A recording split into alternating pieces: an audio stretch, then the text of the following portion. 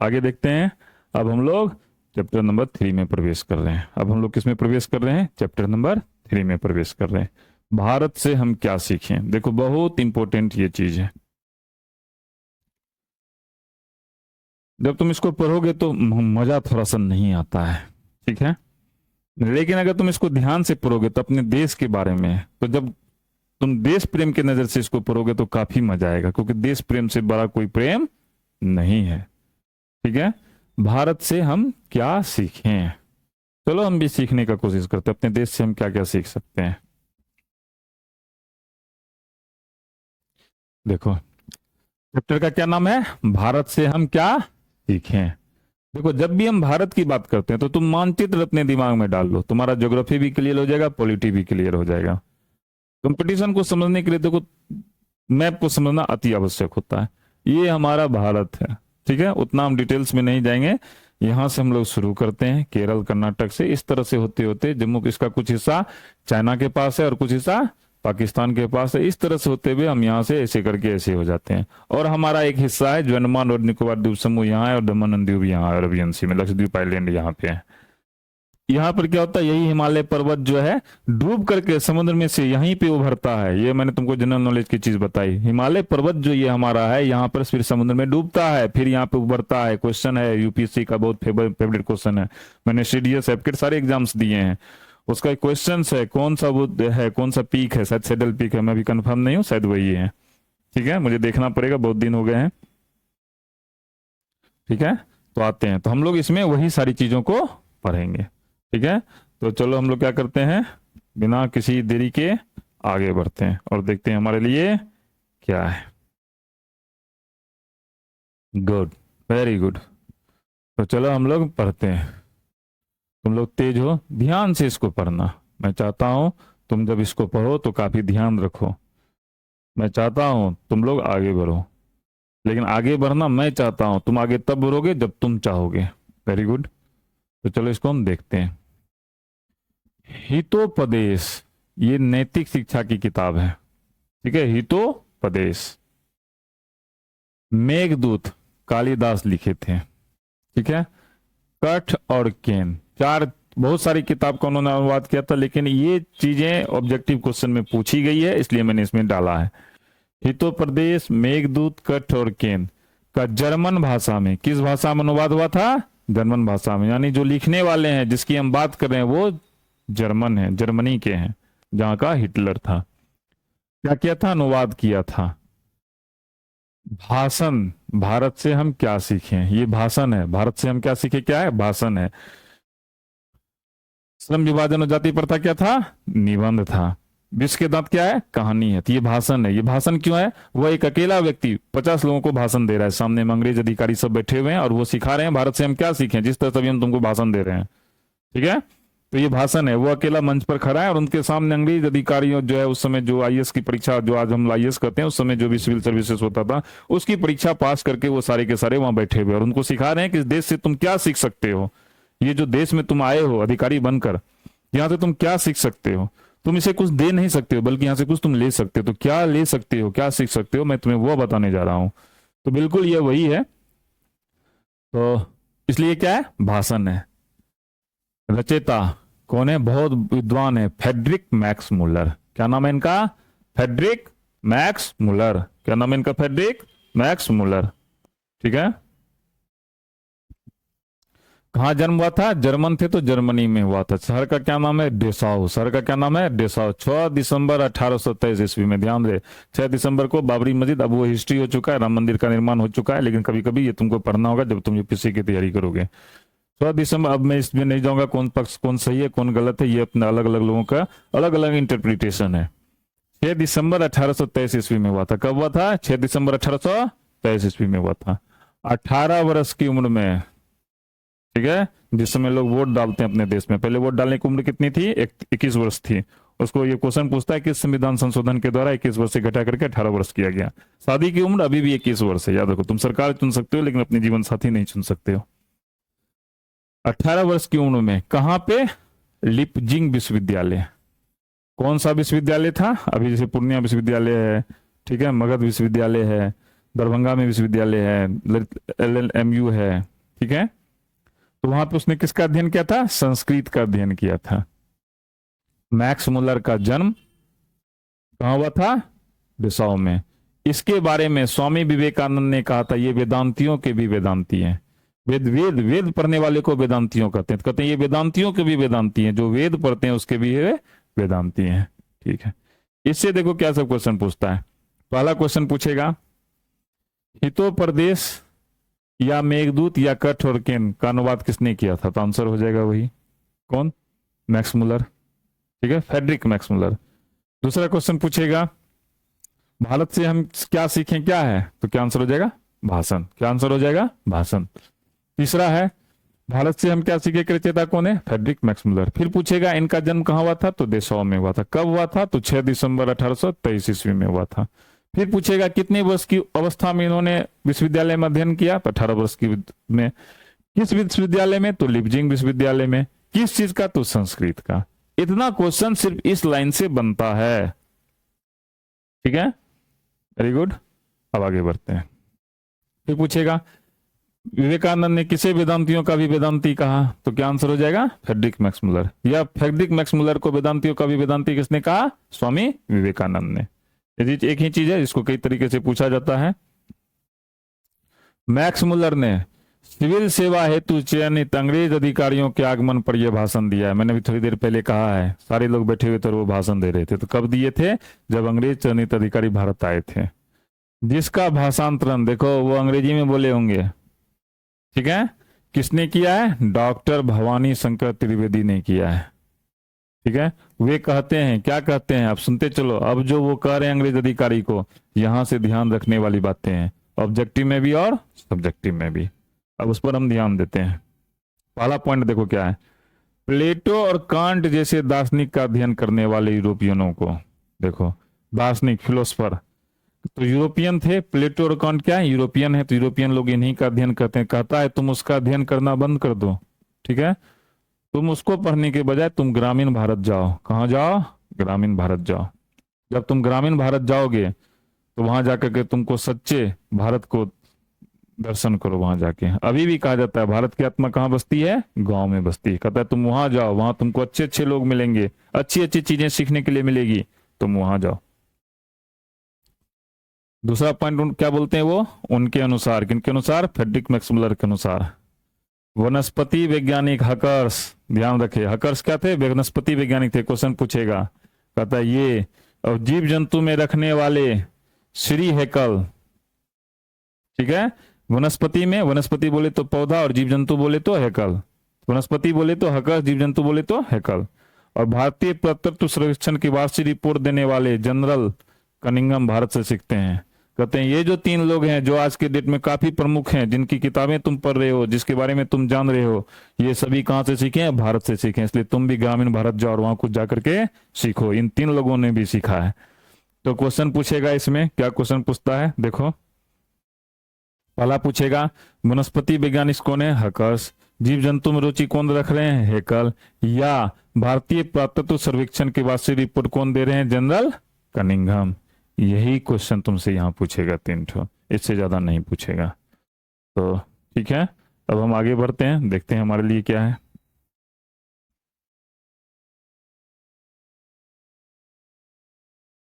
Good, देखते हैं क्या है।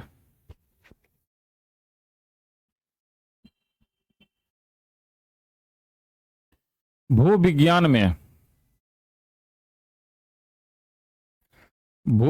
में हिमालय से श्रीलंका तक मैंने दिखाया था ना, कहां से चला था जो मैप, तुम अगर ध्यान से देखोगे केरल से चले थे, यहाँ पे श्रीलंका था। तो श्रीलंका से भूविज्ञान में हिमालय से श्रीलंका तक, हिमालय पहाड़ है और श्रीलंका समुद्र में है। भारत के अलावा निर्वंश विद्या, निर्वंश विद्या क्या होता है समझो। निर्वंश विद्या का मतलब था मानव विज्ञान, संस्कृति का ज्ञान, सभ्यता का ज्ञान। तो कहता है उस चीज में भारत जीता जागता संग्रहालय है, क्योंकि जब उन लोग को खाने के लिए कुछ नहीं था तो उस समय हम लोग डेवलप कर चुके थे। कहा जाता है यूरोप जब अंधकार में डूबा हुआ था उस समय हम लोग यहाँ विश्वविद्यालय की स्थापना करके पढ़ाई कर रहे थे, कहा जाता है। और साथ ही नीति कथा, मैंने हितोपदेश बोला था ना, हितोपदेश, नीति कथा में भारत के कारण ही नवजीवन का संचार हुआ है, यही चीज वो बोल रहे हैं। तो क्या क्वेश्चन पूछेगा? क्वेश्चन पूछेगा निर्वंश विद्या में कौन जीता जागता उदाहरण है? भारत। फिर पूछेगा नीति कथा में किस के कारण, भारत के कारण किस चीज का संचार हुआ? तो नवजीवन का। किसका? नवजीवन का। ये दो क्वेश्चन इसे पूछेगा। आगे बढ़ते हैं चौथा पॉइंट में। कहता है पुरातत्व प्रेमी के लिए बौद्ध, अब देखो जो पुरातत्व पुरानी चीजों में बिलीव रखता है, कहता है उसके लिए बौद्ध सम्राटों द्वारा निर्मित नालंदा विश्वविद्यालय, भारत में नालंदा विश्वविद्यालय, ठीक है, ज्ञान का केंद्र था तक्षशिला और नालंदा, जिसको बख्तियार खिलजी द्वारा नालंदा को तोड़ा गया। और जो पुराने सिक्कों में रुचि रखते हैं, देखो पुराना सिक्का वो 100 रुपया का है लेकिन वो कई मिलियन में बिकता है, उसके लिए ईरानी, कोरियन, थ्रेसियन आदि सिक्के के प्रचुर परिणाम उपलब्ध हैं, क्योंकि भारत का व्यापार होता था ईरान से, ठीक है, मतलब मिडिल ईस्ट के देशों से, तो कहा जाता है उस तरह के यहाँ बहुत सारे सिक्के हैं। व्यापार उस समय किससे होता था? सिक्कों के माध्यम से होता था। राजा अपने राज में सिक्के को ढलवाते थे, ठीक है, वो सिक्के को ढलवाते थे और उसके बाद उसका क्या होता था? आदान प्रदान होता था। तो ये सारे सिक्के उस समय यहाँ प्रचुर मात्रा में उपलब्ध हैं। और इतना ही नहीं, इसी भारत में, यही भारत है जहां गवर्नर जनरल वारेन हेस्टिंग्स को 172 दारिशनामा सोने के सिक्का का से भरा घरा मिला था। खुदाई हो रही थी तो उस दौरान वारेन हेस्टिंग्स को, जनरल का क्या नाम था? वारेन हेस्टिंग्स को क्या मिला था? 172 दारिशनामक सोने के सिक्का से भरा घरा मिला था। का यही भारत है। कहता है 3000 साल से अधिक लंबे समय तक, 1-2 साल की बात नहीं है, कितने सालों की बात है? 3000 सालों की बात है। का लंबे समय तक फैला हुआ संस्कृत साहित्य, ये जो संस्कृत साहित्य है जिसको तुम घृणा की दृष्टि से देखते हो, ये 3000 साल पुराना है, तुम्हारा अस्तित्व भी नहीं था। और उस यूनान को जिसको तुम सम्मान की दृष्टि से देखते हो, यूनान और रोम के साहित्य से, उससे कहीं अधिक विशाल है। वो सब क्या इसके सामने में? वो जो लैटिन भाषा है वो संस्कृत भाषा के सामने में बच्चा है। अंत में वो कहते हैं, जब अंत की बात आती है भाषण की, तो वो कहते हैं देखो अधिकारियों, 1783 ईस्वी में सर विलियम जोन्स, कहता है जब 1783 ईस्वी था, सर विलियम जोन्स समुद्री यात्रा करते हुए, पूरे समुद्र से होते हुए, जब वो कन्याकुमारी यानी तमिलनाडु जब भारत की ओर पहुंचते हैं, समुद्री यात्रा करते हुए, तो वो पाते हैं, जब वो पहुंचते हैं तो कहते हैं उनकी बाईं ओर ईरान है। कहता बाईं ओर क्या है? ईरान है। पीछे अरब सागर है, पूरा सागर है, उसकी ठंडी हवा उनके जहाज से लग रहा था, और उसके उपरांत सागर में सूर्य डूब रहा है। इसलिए आज भी कन्याकुमारी लोग जाते हैं देखने के लिए, समुद्र पर लोग। अभी इधर हाल फिलहाल नहीं मुझे मौका मिला, मैं भी गया हुआ था, तो मैंने क्या किया, बैठ के समुद्र को डूबते हुए देखा। तो कहा कि सूर्य जो है सागर में डूब रहा है। बिहार में समुद्र नहीं है, इसलिए हम लोग के लिए थोड़ा सा ये थोड़ा सा प्लीजर का अनुभव होता है जब हम लोग उसको देखते हैं। और सामने है हमारा विशाल भारत, ठीक है, यही है। अब हम लोग इस पे क्वेश्चन बनाते हैं, ठीक है। ये ध्यान रखना, 1783 ईस्वी में सर विलियम जोन्स, ठीक है, वेरी गुड बच्चों। अब हम लोग आगे बढ़ते हैं, क्वेश्चन बनाते हैं। क्वेश्चन है, किस गवर्नर जनरल के समय 172 दारिश नामक सोने से भरा घड़ा मिला था? तभी तुरंत हम लोग पढ़े थे, वारेन हेस्टिंग्स। उन्होंने कहा था ना, इसी भारत में गवर्नर जनरल वारेन हेस्टिंग्स के समय 172 वाला सोने का घड़ा मिला था। तो क्या आंसर हो जाएगा? 3 नंबर वारेन हेस्टिंग्स। क्या आंसर हो जाएगा? 3 नंबर वारेन हेस्टिंग्स। क्या आंसर हो जाएगा? Warren Hastings. क्या है क्वेश्चन? हितोपदेश का जर्मन भाषा में अनुवाद किसने प्रकाशित करवाया? तो आंसर हो जाएगा मैक्स मुलर ने। क्वेश्चन था, पहला लाइन ही था, हितोपदेश, मेघदूत, कंठ और केन जैसे का जर्मन भाषा में अनुवाद करने वाले। तो क्या आंसर हो जाएगा? Max Muller. 2 नंबर। क्या आंसर हो जाएगा? Max Muller. हितोपदेश, ठीक है, क्लियर हो गया। आगे बढ़ते हैं।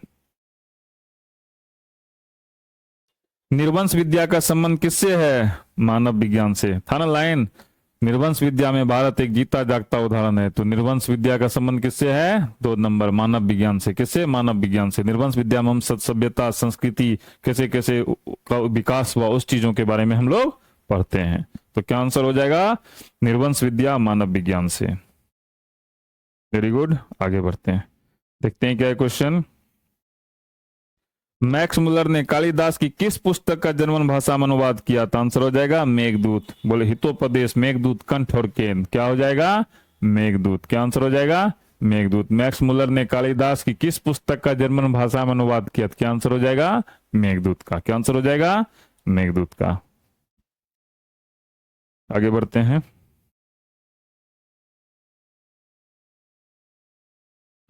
मैक्स मुलर का जन्म कब हुआ था? तो क्या आंसर हो जाएगा?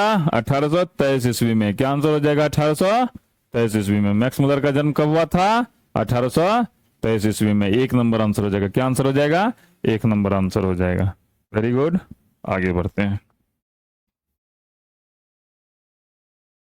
क्या है क्वेश्चन?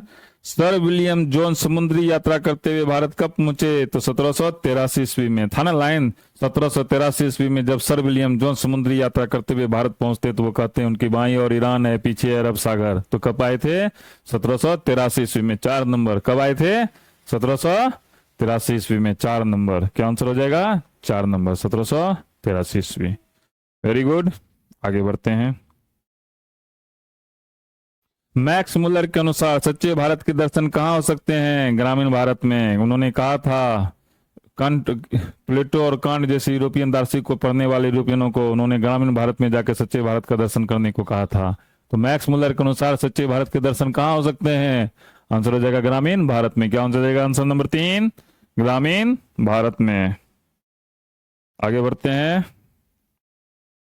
क्वेश्चन देखते हैं क्या है। ठीक है, क्वेश्चन है मेघदूत का जर्मन अनुवाद किसने किया? तो क्या आंसर हो जाएगा? मैक्स मुलर ने। वही क्वेश्चन था कालिदास की किस रचना का अनुवाद किया? तो क्या आंसर हो जाएगा? मैक्स मुलर ने। जर्मन कौन है? कालिदास की रचना है। क्या है? कालिदास की रचना है। उसका किसने अनुवाद किया जर्मन भाषा में? मैक्स मुलर ने। 3 नंबर। क्या आंसर हो जाएगा? 3 नंबर। आगे बढ़ते हैं। भारत से हम क्या सीखें? क्या है ये? क्या है? भाषण है। क्या है? भाषण। पहला लाइन ही था भाषण, भारत से हम क्या सीखे के लेखक। ठीक है, और उसका अनुवाद किसने किया है? डॉक्टर भवानी शंकर त्रिवेदी ने किया। तो आंसर क्या हो जाएगा? भाषण। भारत से हम क्या सीखे? क्या है? भाषण। भाषण है। सारे अंग्रेज अधिकारी बैठे हुए हैं और वो भाषण दे रहे हैं। भारत किस बात सुनो, भारत से हम तुम क्या सीख सकते हो? तो वो क्या दे रहे हैं? भाषण दे रहे हैं। एक व्यक्ति बोल रहा है, बाकी लोग सुन रहा है। Very good. क्वेश्चन है मैक्स मुलर को वेदांतियों का भी वेदांती किसने कहा है? स्वामी विवेकानंद ने। किसने? स्वामी विवेकानंद ने। लाइन लिखा हुआ था स्वामी विवेकानंद ने मैक्स मुलर को वेदांतियों का भी वेदांती कहा है। क्या आंसर हो जाएगा? 2 नंबर। किसने कहा है? स्वामी विवेकानंद ने। किसने कहा है? स्वामी विवेकानंद ने। Very good. आगे बढ़ते हैं। प्लेटो और कंट थे महान दार्शनिक। है ना लाइन? प्लेटो और कांट जैसे दार्शनिकों को पढ़ने वाले हम यूरोपियनों को। तो प्लेटो और कांट क्या थे? महान दार्शनिक थे, यूरोपियन दार्शनिक थे। क्या थे? यूरोपियन दार्शनिक थे। तो आंसर क्या हो जाएगा? 2 नंबर हो जाएगा। क्या आंसर हो जाएगा? 2 नंबर हो जाएगा। Very good. मैक्स मुलर ने डैश वर्ष की अवस्था में, ध्यान रखो, मैक्स मुलर ने डैश वर्ष की अवस्था में लिप्जिंग विश्वविद्यालय में संस्कृत का अध्ययन प्रारंभ किया? 18 वर्ष की अवस्था में। क्या है क्वेश्चन? मैक्स मुलर ने डैश वर्ष की अवस्था में लिप्जिंग विश्वविद्यालय में संस्कृत का अध्ययन प्रारंभ किया? तो क्या आंसर हो जाएगा? 4 नंबर 18। क्या आंसर हो जाएगा? 4 नंबर 18। Very good. आगे बढ़ते हैं।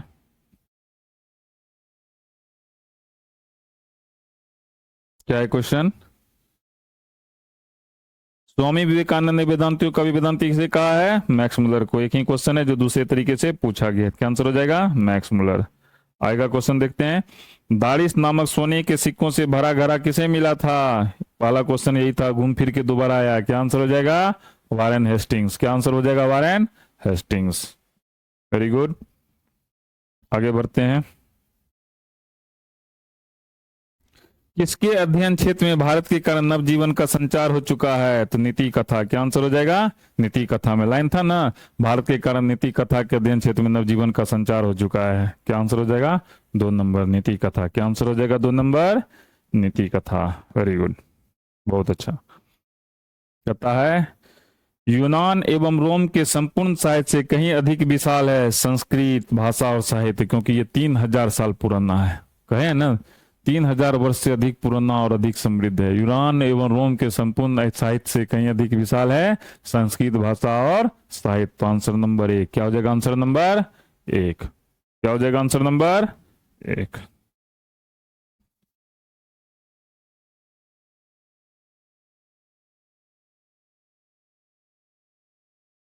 हकर्स क्या थे? हकर्स क्या थे? हकर्स थे वनस्पति वैज्ञानिक। हकर्स क्या थे? वनस्पति वैज्ञानिक। और जीव जंतु में रुचि कौन रख रहे थे? हैकल। जीव जंतु में रुचि कौन रख रहे थे? हैकल। अब पुरातत्व सर्वेक्षण कौन थे? Sir general Cunningham. हकर्स क्या थे? वनस्पति वैज्ञानिक। वेरी गुड, इतना ही क्वेश्चन पूछा है, बाकी क्वेश्चन उससे बाहर नहीं पूछेगा, तुम लोग उसको ध्यान रखो। अब हम लोग नेक्स्ट आगे बढ़ते हैं, ठीक है? आगे देखते हैं हमारे लिए क्या है। असम बिहार बोर्ड चैनल में आप सबों का स्वागत है। इस चैनल का कमर्शियल उद्देश्य नहीं है, इस चैनल का उद्देश्य फ्री में लोगों को अच्छी शिक्षा प्रदान करना है। तो चलो चलते हैं, हमारा आज का चैप्टर क्या है। हमारा आज का चैप्टर है नाखून क्यों बढ़ते हैं। हमारा जो चैप्टर है वो चैप्टर क्या है? नाखून क्यों बढ़ते हैं। चैप्टर का नाम है हमारा नाखून क्यों बढ़ते हैं। अगर आप अच्छे तरीके से यहाँ पिक्चर को देखिएगा तो यहाँ क्या है? नाखून है जिसको सजाया गया है। कहीं बड़े नाखून है, कहीं छोटे नाखून है, कहीं अलग अलग कलर में नाखून है। तो इस पाठ को जब हम पढ़ेंगे तो हम लोग नाखून के सजावट के बारे में पढ़ेंगे। छोटे नाखून को कैसे सजाया जाता है और नाखून किस चीज का प्रतीक है, उन सभी चीजों को हम देखेंगे। इसलिए इसका नाम है क्यों बढ़ते हैं। ये सवाल है, कोई पूछता होगा क्यों बढ़ते हैं, फिर उसका उत्तर मिला होगा। और देखो ये एक बहुत इंपॉर्टेंट चीज है, ये यहाँ क्या लिखा हुआ है? मैट्रिक के साथ करें नौकरी की तैयारी। इस चैनल में जो मेरा उद्देश्य है, मेरा उद्देश्य ये है कि आप सबों को जो नौकरी हो वो मैट्रिक परीक्षा पास करने के साथ हो जाए। मैंने बहुत सारे एग्जाम्स को क्रैक किया है, मैक्सिमम सवाल 10वीं क्लास तक से ही आते हैं। और क्या है? सिर्फ 9 लाइन है और सारा ऑब्जेक्टिव क्वेश्चन क्या है? खत्म है। इसको मैंने इस तरह से डिजाइन किया है कि आप 9 लाइन पढ़िए और अभी तक जितने क्वेश्चन पूछे गए वो सारे के सारे खत्म हो जाए। और यह मुख्यतः क्या है? वस्तुनिष्ठ प्रश्न को ध्यान में रख करके बनाया गया है। तो हो गया, हम लोग अब आगे की ओर बढ़ते हैं, देखते हैं हमारा आगे क्या है। तो चलो बढ़ते हैं।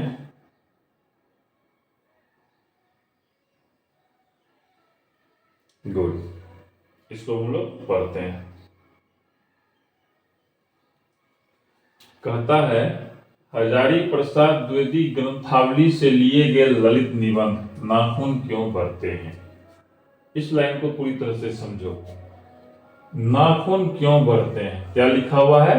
ललित निबंध। क्या लिखा हुआ है? ललित निबंध। यानी कि क्वेश्चन पूछेगा नाखून क्यों बढ़ते हैं, ये क्या है? निबंध की एक प्रकार है ललित निबंध, ये क्या है? वो है, ये क्वेश्चन डायरेक्ट पूछता है। और यह जो चैप्टर है नाखून क्यों बढ़ते हैं वो कहां से लिया गया? तो वो लिया गया हजारी प्रसाद द्विवेदी ग्रंथावली से लिया गया। 2 क्वेश्चन पूछता है, ठीक है? ये क्लियर हो गया। अनाम दास के पोथा उपन्यास, यह एक नाम है अनाम दास का पोथा, जो कि क्या है? उपन्यास है। आलोक पर्व शीर्षक निबंध, आलोक पर्व भी क्या है? एक निबंध है। के लेखक कौन है? हजारी प्रसाद द्विवेदी। ये सबों के लेखक कौन है? हजारी प्रसाद द्विवेदी। तुमसे पूछेगा अनाम दास पोथा के लेखक कौन है, तो क्या आंसर हो जाएगा? हजारी प्रसाद द्विवेदी। अनाम दास का पोथा क्या है? तो उपन्यास है। आलोक पर्व क्या है? तो निबंध है। ये सब क्वेश्चन पूछा जा चुका है, इसलिए मैंने इस तरह से लिखा है। तो कब इनका जन्म हुआ है? 1907 ईस्वी में हुआ था। कब हुआ था? 1907 ईस्वी में। जिस लेखक का जन्म मृत्यु पूछा है उसी सब का क्वेश्चन मैंने डाला है। हमें ज्यादा नहीं पढ़ना है, हमें ज्यादा पढ़ना है नौकरी लेने के लिए। बाकी बोर्ड की परीक्षा में हमें उतना ही पढ़ना है जितना कि पूछे जाते हैं। तो कब हुआ था? 1907 ईस्वी में हुआ था। तो हम लोग क्वेश्चन बनाएंगे, ये जैसे समाप्त होगा हम लोग तुरंत क्वेश्चन बनाएंगे। आगे बढ़ते हैं। कहता है उनके अनुसार, जब हम उनकी बात करते हैं तो हम किसकी बात कर रहे हैं? हम हजारी प्रसाद द्विवेदी जी की बात कर रहे हैं। कहता है उनके अनुसार जहां नाखूनों का बढ़ना, किसका? नाखून का बढ़ना, हमारे हाथों में जो नाखून है, हमारे पैरों में जो नाखून है, उसका बढ़ना मनुष्य की आदिम पाशविक वृत्ति और संघर्ष चेतना, यहाँ क्या लिखा हुआ है, संघर्ष चेतना का परिणाम है। यहां देखो हम जो है, यहां एक शब्द है, क्या है शब्द, आदिम पाशविक वृत्ति और संघर्ष चेतना। इस दोनों के बारे में हम समझते हैं। तो चलो देखो समझते हैं क्या है। क्या कहता है आदिम पाशविक वृत्ति। जब हम आदिम की बात करते हैं तो हम तब बात करते हैं जब मानव का पृथ्वी पर क्या हुआ, जन्म हुआ। वह सीख रहा था आदिम काल का, जब ना वो कपड़े पहनने जानता था, ना वो खाना बनाने जानता था, जब और सब चीजों का आविष्कार नहीं हुआ था। पाशविक, पाशविक मतलब पशु से बना है पाशविक, यानी उसकी जो वृत्ति थी, उसके जो आचार थे, उसके जो विचार थे, उसके जो आचरण थे, किसके, मनुष्य के, वो क्या था, पशु के जैसा था। किसके जैसा था, पशु के जैसा था। और संघर्ष चेतना, देखो संघर्ष चेतना का क्या हुआ, चेतना, जब हम चेतना की बात करते हैं तो हम किसकी बात करते हैं, उसके अंदर चेतना है, यानी उसे गलत सही का बोध है, उसे ये पता है क्या करना चाहिए और क्या नहीं करना चाहिए। और संघर्ष, वो संघर्ष कर रहा है आगे बढ़ने के लिए, अपने आचरण को सुधारने के लिए, मनुष्य बनने के लिए, उसकी हम बात करते हैं। ठीक है, का क्या है, परिणाम है। वहीं नाखूनों को काटते रहना, अब क्या है, मनुष्य का क्या काम है, जब उसका नाखून बढ़ता है तो उसको वो काटता है। हमारे भी जब नाखून बढ़ते हैं तो हम क्या करते हैं, नेल कटर से उसको काट करके छोटा करते हैं। तो कहता है ये जो काटते रहना और क्या है, अलंकृत करना। अलंकृत करना का मतलब सजाना। मनुष्य क्या करता है, नाखून को काटते रहता है, उसको क्या करता है, अलंकृत करता है।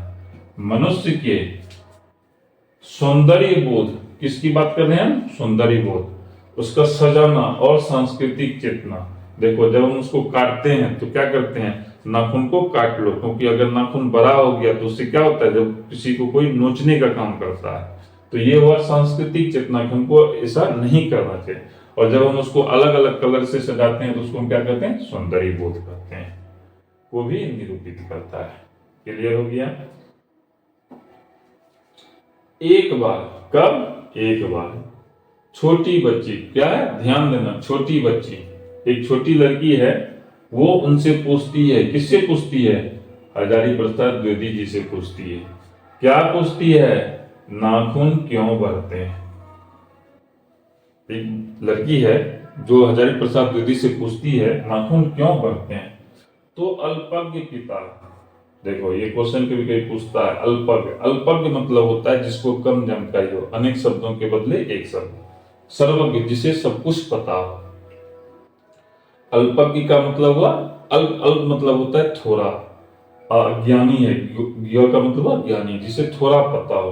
तो अल्पज्ञ पिता को सोच ही नहीं पाया। एक बार एक लड़की पूछती है ना, बच्चे सबका जो सवाल होता है वो हमेशा यूनिक होता है। मेरी भी बेटी है, उसके जो सवाल होते हैं वो हमेशा यूनिक होते हैं। बहुत सारा सवाल ऐसा होता है जिसका हम जवाब नहीं दे पाते हैं। तो जो अल्पज्ञ पिता है वो क्या है, वो कुछ नहीं सोच पाया।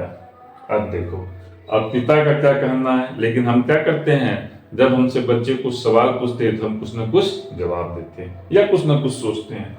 तो उसी तरह से पिता यानी हजारी प्रसाद द्विवेदी के अनुसार नाखून, हमारे जो नाखून है, पत्थर के ढेले, पत्थर का जो छोटा छोटा ढेला होता है, पेड़ की डालें और हड्डी के हथियार, ये सब लाखों वर्ष पूर्व मनुष्य के लिए जरूरी था।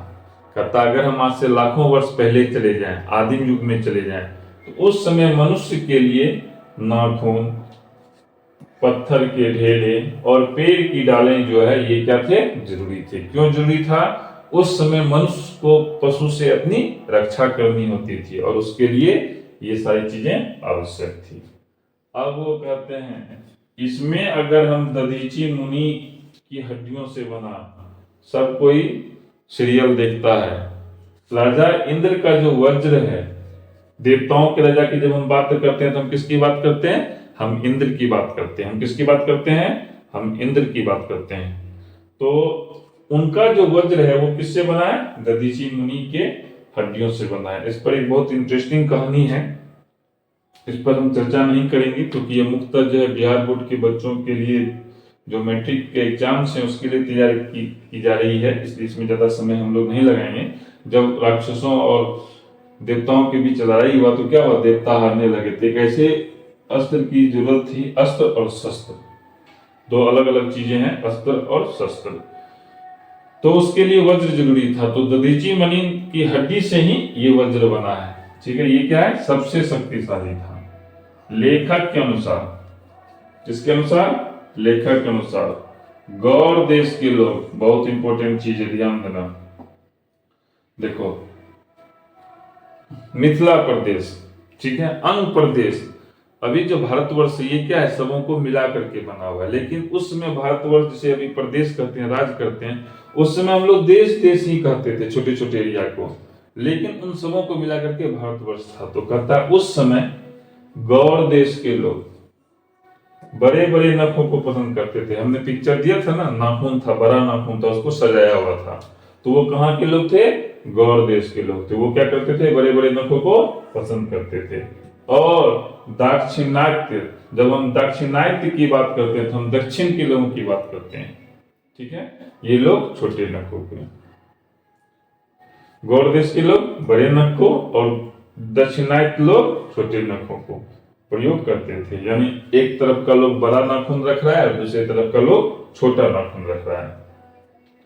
उनके अनुसार, जब भी हम उनके अनुसार की बात करते हैं तो हम किसकी बात करते हैं, हम हजारी प्रसाद द्विवेदी की बात करते हैं।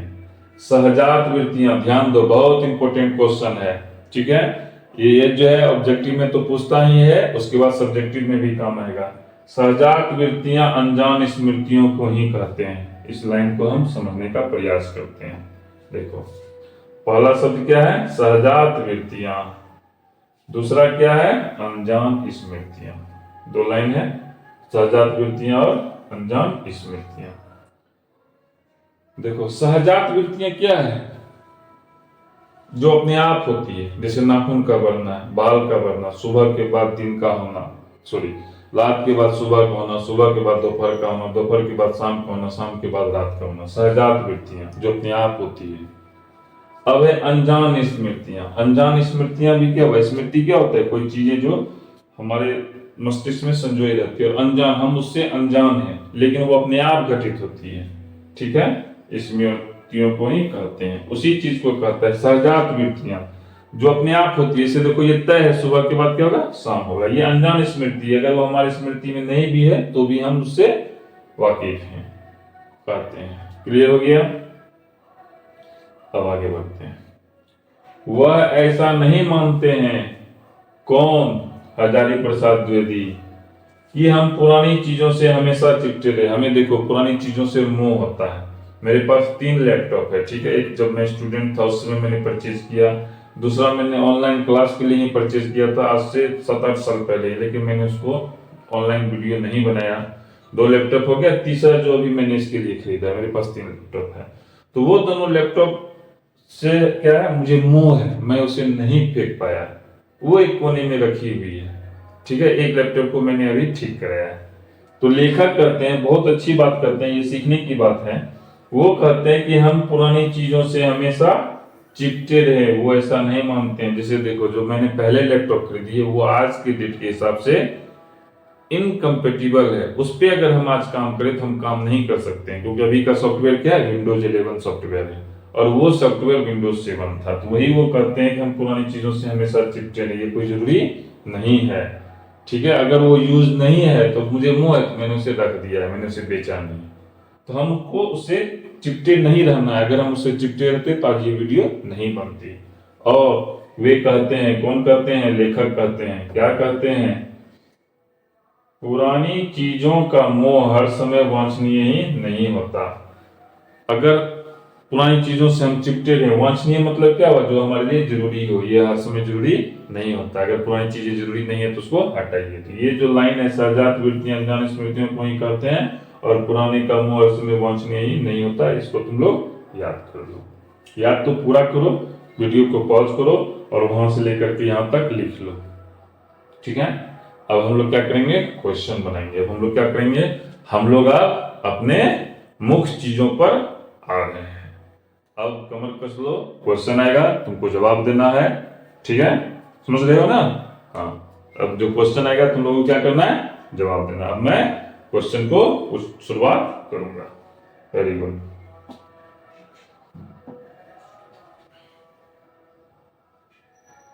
आगे बढ़ते हैं। Very good. अब हमारा क्वेश्चन आ चुका है, ध्यान दो। पहला क्वेश्चन क्या है?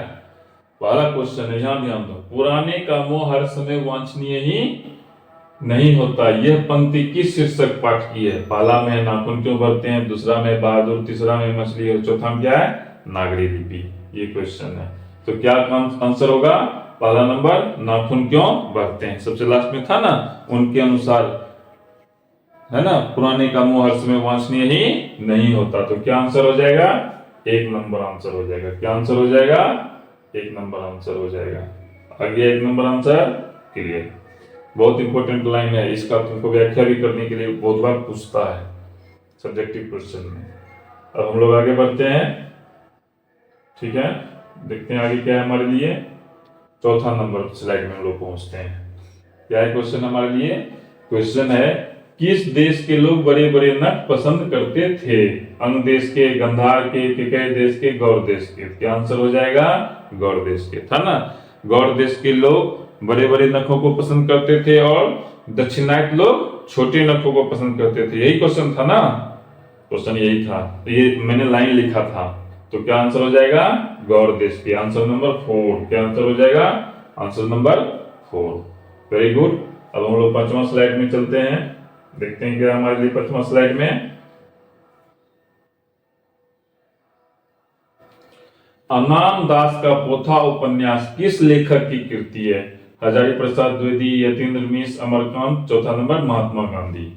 तो हमने पढ़ा था हजारी प्रसाद द्विवेदी ग्रंथावली से लिए गए ललित निबंध नाखून क्यों बढ़ते हैं, अनाम दास का पोथा उपन्यास ब्रैकेट में था, और आलोक पर्व शीर्षक निबंध के लेखक, ऐसा लाइन था।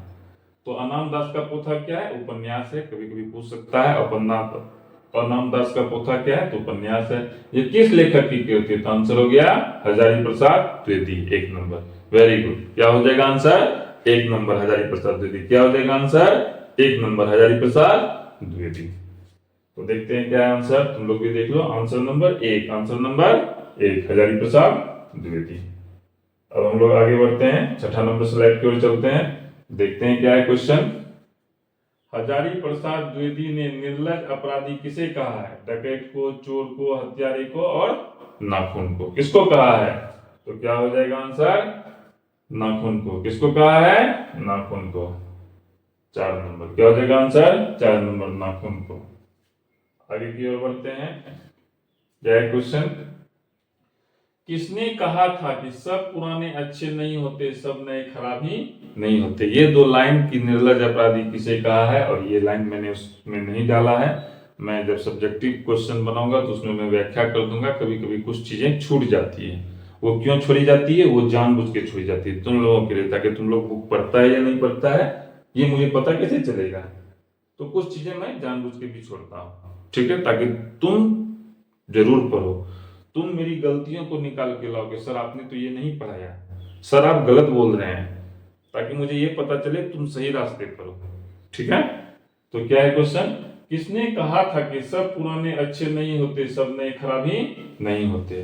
तो 2 नंबर कौन? हजारी प्रसाद द्विवेदी। क्या आंसर हो जाएगा? हजारी प्रसाद द्विवेदी। Very good. आगे बढ़ते हैं, 8वां नंबर स्लाइड की ओर चलते हैं, देखते हैं क्या है क्वेश्चन। वेरी गुड, ये तो हम डाले हैं स्लाइड में। दधीची की हड्डी से क्या बना था? इंद्र का वज्र। उसमें लिखा था दधीची मुनि की हड्डियों से बना इन देवताओं के राजा का वज्र या हथियार। तो देवताओं के राजा कौन है? देवताओं के राजा इंद्र है। तो क्या हो जाएगा आंसर? इंद्र का वज्र। दधीची की हड्डी से क्या बना था? तो क्या आंसर हो जाएगा? इंद्र का वज्र। 1 नंबर। क्या आंसर हो जाएगा? 1 नंबर। वेरी गुड, बहुत अच्छा। आगे बढ़े, तो चलो हम लोग क्या करते हैं, आगे की ओर बढ़ते हैं, ठीक है, बढ़ते हैं आगे की ओर। 9वां नंबर स्लाइड में हम लोग पहुंच गए हैं। जवाब देना ठीक से, ठीक है, अच्छे से तुम लोग जवाब दो, क्योंकि यही सवाल तुम्हारे ऑब्जेक्टिव के रूप में आते हैं। क्या है क्वेश्चन, आदमी के नाखून क्यों बढ़ते हैं? यह प्रश्न लेखक से किसने किया? एक छोटी बच्ची ने पूछा, जो उनकी क्या थी, पुत्री थी। कैसे हम समझेंगे उनकी पुत्री थी, क्योंकि मैंने लिखा था अल्पा के पिता कुछ सोच नहीं पाया, तो पिता है तो वो उसकी पुत्री है। तो किसने पूछा था, छोटी लड़की ने। किसने पूछा था, छोटी लड़की ने। तो क्या आंसर हो जाएगा, 2 नंबर आंसर हो जाएगा। ठीक है, 10वां नंबर स्लाइड में चलते हैं, देखते हैं क्या है क्वेश्चन। क्वेश्चन है, द्विवेदी जी से किसने पूछा था नाखून क्यों बढ़ते हैं। उसी क्वेश्चन को दोबारा है, 2 बार पूछा गया है। देखो, एक बार क्लियर वे में था छोटी लड़की ने, इस बार है केवल लड़की ने। तो देखो, उनसे पूछा था छोटी लड़की ने, और इस बार क्या है, लड़की ने। तो कभी कभी क्या होता है, हम सही सब आंसर के बजाय बेस्ट ऑप्शन चूज करते हैं। जब तुम कंपटीशन दोगे तो तुम्हें एग्जैक्ट वहां आंसर नहीं रहेगा, लेकिन उसके आसपास का आंसर होता है। तो बहुत बार क्या होता है, हम बेस्ट आंसर को चूज करते हैं। तो यहाँ लड़की है, तो क्या हो जाएगा आंसर, लड़की ने। क्या आंसर हो जाएगा, 2 नंबर लड़की ने। बहुत ऐसा क्वेश्चन होता है जो एग्जैक्ट आंसर नहीं होता है, लेकिन हम बेस्ट आंसर चूज करते हैं। करेक्ट आंसर और बेस्ट आंसर दोनों में क्या होता है, अंतर होता है। तो क्या आंसर हो जाएगा, 2 नंबर लड़की ने। क्या आंसर हो जाएगा, 2 नंबर लड़की ने। Very good. आगे की स्लाइड की ओर बढ़ते हैं, 11 नंबर में पहुंचते हैं, देखते हैं क्या है क्वेश्चन। क्वेश्चन है, ललित निबंध है, मछली नाखून क्यों बढ़ते हैं, बहादुर नबद खाने में बाधित। क्या हो जाएगा, नाखून क्यों बढ़ते हैं। देखो, एक है निबंध, दूसरा है ललित निबंध। ललित, ललित का क्या मतलब होता है, ललित का मतलब होता है जिसमें हंसी मजाक हो, आमोद प्रमोद हो। ठीक है, तो ये जो निबंध है ये क्या है, उसी तरह का है। नाखून क्यों बढ़ते हैं, देखो ये मनुष्य की वृत्तियां हैं, बड़े दोस्त के लोग ये रखते हैं वो रखते हैं, इसमें क्या है, एक प्रकार का आमोद प्रमोद है। ठीक है, तो यही है ललित निबंध है। ठीक है, तुम लोग समझ गया होगा, वेरी गुड। तो 2 नंबर आंसर हो जाएगा। क्या आंसर हो जाएगा, 2 नंबर आंसर हो जाएगा। तो आगे बढ़ते हैं, क्या है क्वेश्चन। क्वेश्चन है, हजारी प्रसाद द्विवेदी द्वारा रचित पाठ है, नाखून क्यों बढ़ते हैं, बहादुर, अभिमन्यु और मछली। क्या आंसर हो जाएगा, 1 नंबर। नाखून क्यों बढ़ते हैं, हजारी प्रसाद द्विवेदी द्वारा रचित पाठ है, नाखून क्यों बढ़ते हैं। और कहां से लिया गया है, हजारी प्रसाद द्विवेदी ग्रंथावली से लिया गया है। कभी कभी यह भी क्वेश्चन पूछता है। तो आंसर हो जाएगा इसका 1 नंबर, नाखून क्यों बढ़ते हैं। वेरी गुड, बहुत अच्छा। इसी तरह से तुम लोग जवाब देते रहो।